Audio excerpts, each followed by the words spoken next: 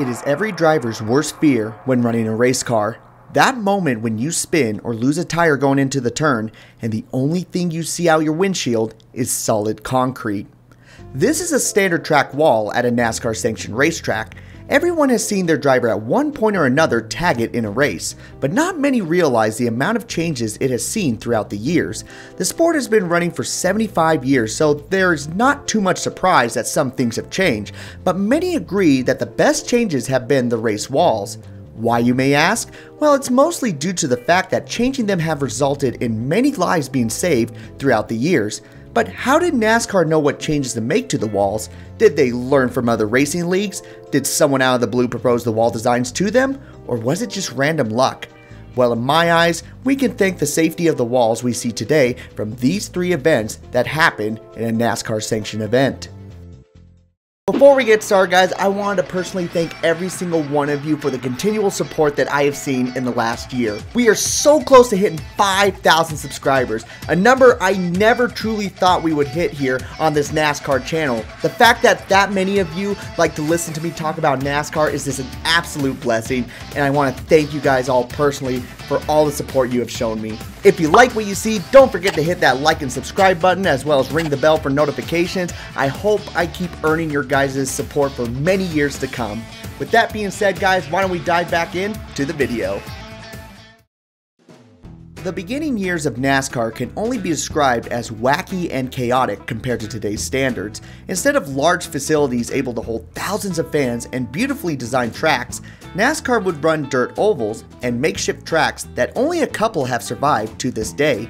Safety was almost non-existent, as the only rules drivers had to follow was that the door was sealed shut, the drivers wore a seatbelt, and they wore a helmet that closely resembled a leather football helmet that was seen in the early days of football. If those were the rules for the drivers, then we can kind of get an idea on what the walls were like, if there even were any. Even though there was minimal safety going on around the racetrack, drivers and officials didn't have to fear too much due to the fact that 95% of the racetracks were on dirt or less than a mile long, meaning that speeds were kept relatively low. But as time went by throughout the 50s, a new type of track was starting to appear on the schedule, one that would change the game of speed altogether. One of the first of its kind being Darlington Raceway. Darlington was one of the biggest racetracks on the schedule in the 1950s. While many tracks stayed below a mile or even shorter than that, Darlington stood at a massive 1.25 to 1.375 miles in length. Not only that, but the track had something that many other tracks didn't have, which was pavement. This means that cars would not only have more grip around the racetrack, but also more opportunity to go faster around the racetrack. This would be exciting, but also concerning at the same time. See, in the first years of NASCAR, the walls would mostly be made of either hillside dirt or guardrails, the same ones we see on public roads today. This, for the most part, worked on the dirt tracks, but this was no dirt track. A cloud of dust, 30 feet of missing guardrail, one car unaccounted for, another crippled. Multiple times, fans would see cars run through the guardrails with little to no hesitation, causing some frightening scenes for many competing in the sport. Luckily, many drivers were able to walk away from the incidents, causing NASCAR to be content with the guardrails around the racetrack rather than something more stronger. It seemed like as long as the tracks did not get any bigger, the concern for safety would be minimal. Cue in Daytona International Speedway. The new Daytona International Speedway is designed for cars not yet built. Cars that cannot be built until man has learned the limits of today's cars. In 1959, the NASCAR world would be introduced to Bill France's biggest creation yet, the Daytona International Speedway, a track that was twice as long and much faster than Darlington Raceway. Once drivers and teams entered the vicinity, they were amazed by the size of the track. They all understood that the sport was changing for the better and the cars were going to be faster than ever. Because of these two facts, one thing would now be in question, and that was, would guardrail walls be strong enough to hold the cars in at that kind of speed? If the name Lee Petty sounds familiar, that's because he is the father to one of the best NASCAR drivers in history, Richard Petty. Lee Petty amassed multiple accomplishments during his time in NASCAR, including 3 championships, 54 victories, and winning the first ever Daytona 500. Petty was an absolute star and could have won plenty of more races and maybe even another championship if it wasn't for his abrupt retirement. Why did he retire so abruptly? Well, it was due to the fact that he was involved in one of the most terrifying accidents in NASCAR history.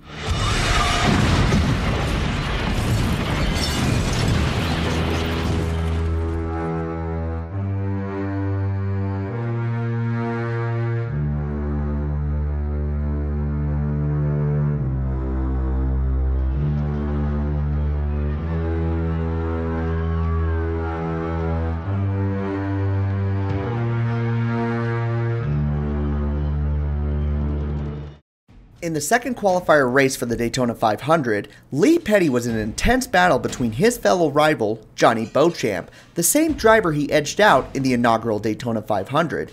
With speeds of over 150 miles per hour, many wondered which driver would fold to the other heading into turns 3 and 4. Unfortunately, neither of them did, leading to this shocking incident. In almost an instant, both cars would hit the outside wall, ripping the guardrail like it was nothing. Both cars would fly over the hill and tumble violently off the racetrack. Both cars were absolutely destroyed, and spectators did what they could to help extract both drivers from the car. Miraculously, both drivers were still alive. However, the wreck caused them both life-threatening injuries. Lee Petty's injuries were worse, as he suffered multiple fractures, internal injuries, and a punctured lung. He would not leave the hospital for almost 4 months, ending his legendary full-time career with his only D&Q in the sport. After this wreck, NASCAR knew that the safety for both the cars and tracks were well behind on what they needed for the sport, as the cars were now becoming too fast and dangerous.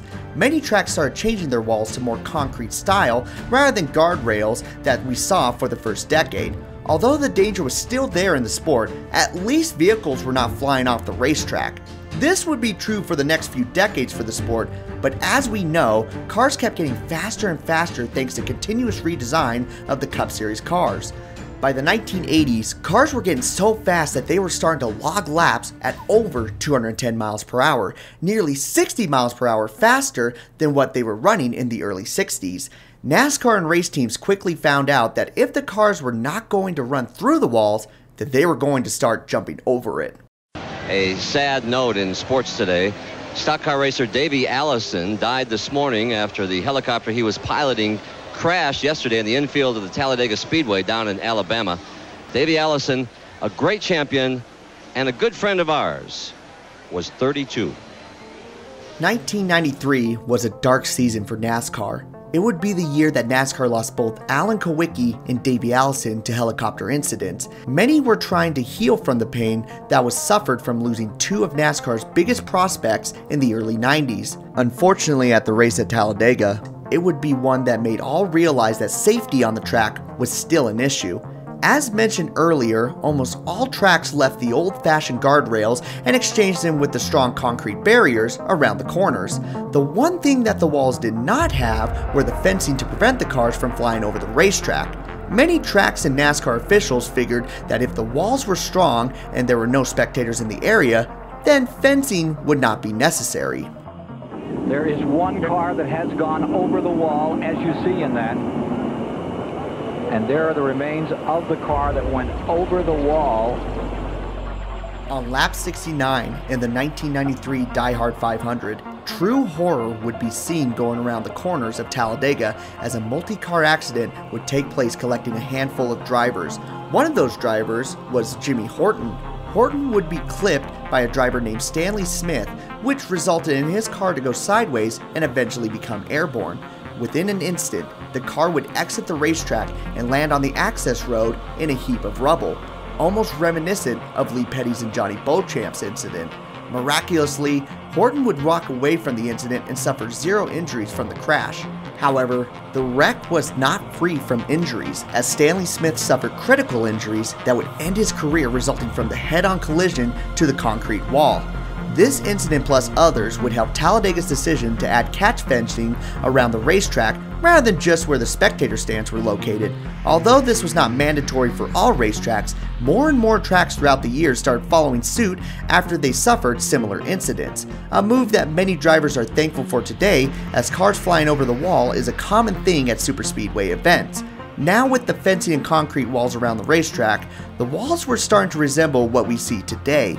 Although there was something that was missing that many wish were around racetracks a long time ago.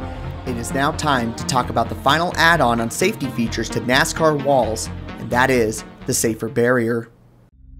Even though Stanley Smith suffered near-fatal head injuries from the crash in 1993, at the very least he was able to survive the accident. Unfortunately, the same could not be said for multiple drivers from 1994 to 2001. As mentioned before, the speeds kept getting faster and faster in NASCAR, and even though NASCAR was making steps in the right direction for safety in the cars themselves, there was only so much a car can do with that much G-force. In 1994, NASCAR would suffer 2 more losses in the sport, with both Neil Bonnet and Rodney Orr losing their lives in practice accidents. Although the wrecks were caused by shock mount failures, the lack of safety around the walls did not help, as both drivers were killed almost instantly upon impact. Shockingly, not much improvements were made on the barriers of the track throughout the mid to late 90s, which tragically led to more losses of life in the sport. We start tonight's show with some very sad news. 19-year-old Adam Petty died Friday from injuries suffered in a single-car crash at the New Hampshire International Speedway. The 4th-generation driver was rushed to Concord Hospital, where a spokesperson says he died of head trauma.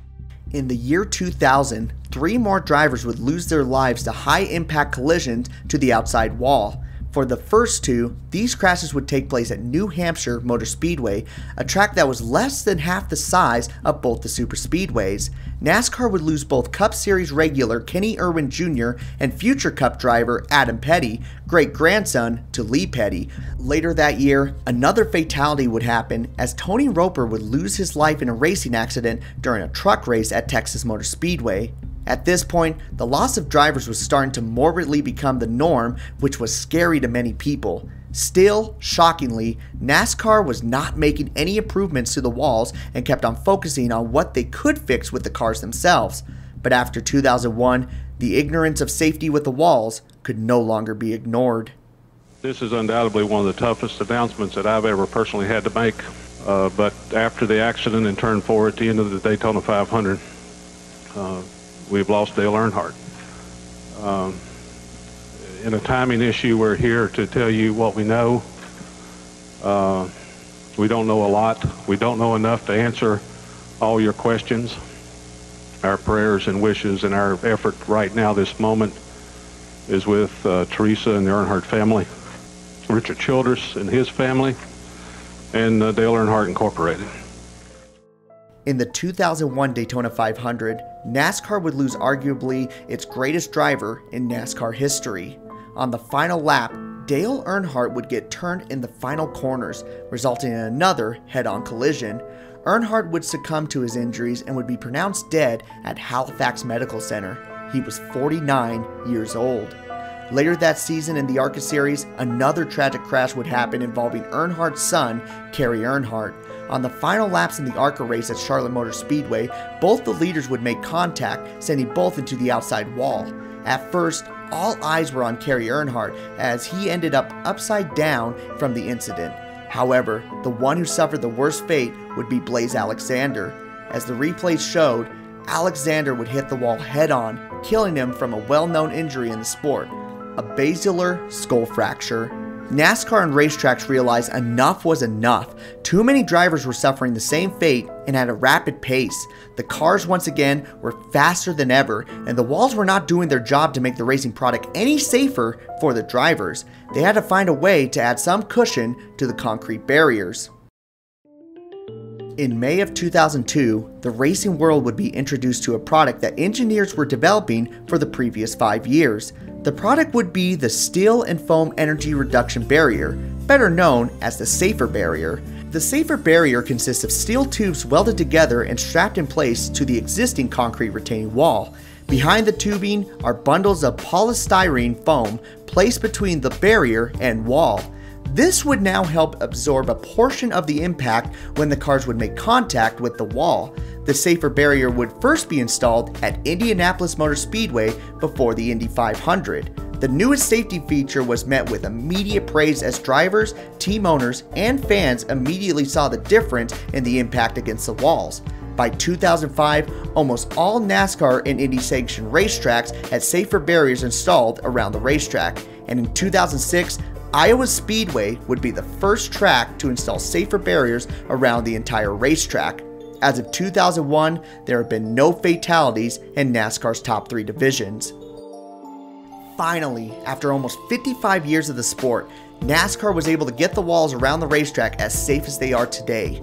Sure, we still see drivers get injured, and some tracks miss areas where safer barriers should be installed, but compared to where we were at the beginning, well, it's barely unrecognizable. There are times where NASCAR has made little to no progress in some areas in the sport, and even some cases went backwards.